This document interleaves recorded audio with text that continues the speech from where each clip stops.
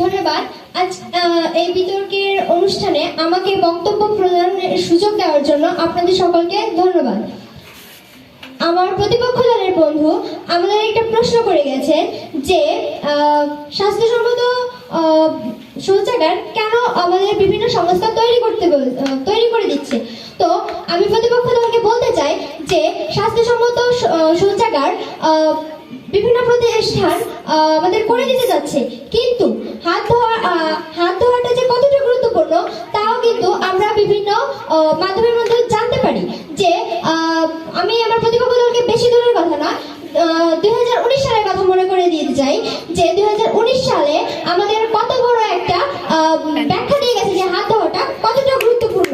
কারণ 2019 সালে আমাদের এখানে বিশ্বব্যাপী করোনা ভাইরাস নামে একটা ভাইরাস ছড়িয়ে গিয়েছিল এবং সেই ভাইরাসটা বিভিন্ন ভ্যাকসিন দেওয়া হয়েছিল, কিন্তু মাননীয় মডারেটর ভ্যাকসিনটা যত বিশেষজ্ঞরা আছে তারা এটাও বর্ণনা দিয়েছিল যে ভ্যাকসিনের চেয়ে অধিক গুরুত্বপূর্ণ হাত ধোয়াকে বেশি গুরুত্ব দিয়েছিল তারা।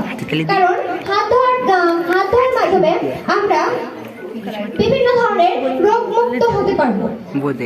আর আমার প্রতিপক্ষ দল এও বলে গেছে যে স্বাস্থ্যসম্মত শৌচাগার ব্যবহারের মাধ্যমে আমাদের পরিবেশ দূষিত হচ্ছে, আমাদের মাটি পানি এসব দূষিত হচ্ছে। তো আমি প্রতিপক্ষ দলকে বলতে চাই যে যদি স্বাস্থ্যসম্মত শৌচাগার তো আমরা ব্যবহার করছি যাতে আমাদের এইসব দূষিত না হয়, তো আমরা তো স্বাস্থ্যসম্মত শৌচাগার ব্যবহার করছি, কিন্তু সেই শৌচাগারের যে মলত্যাগের মাধ্যমে সেই পাইপ দিয়েই তো সেই মাটিতে দূষিত হবে, পানি দূষিত হবে। এটা কিভাবে স্বাস্থ্যসম্মত শৌচাগারের আওতায় পড়ে আমি ঠিক বোধগম্য হচ্ছে না।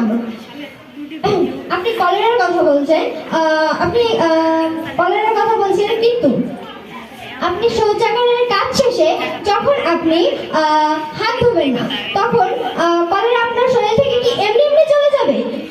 ব্যাপারটা কি হাস্যকর নয়? তো আমি আরো বলতে চাই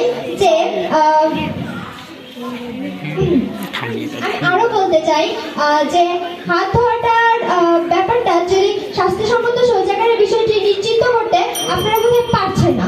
তো আমি বলতে চাই যে 2019 সালের মাধ্যমে আমরা যে বিষয়টি জানতে পেরেছি সেটা তো আমাদের অনেক বড় ভূমিকা দিয়ে গেছে। তো আমি আরো বলতে চাই যে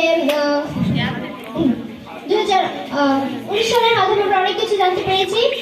তো আমি বলতে চাই যে আপনারা আমাদের পক্ষের হাত ধোয়াটা যে কতটা গুরুত্বপূর্ণ সেটা তো আমরা জানছি।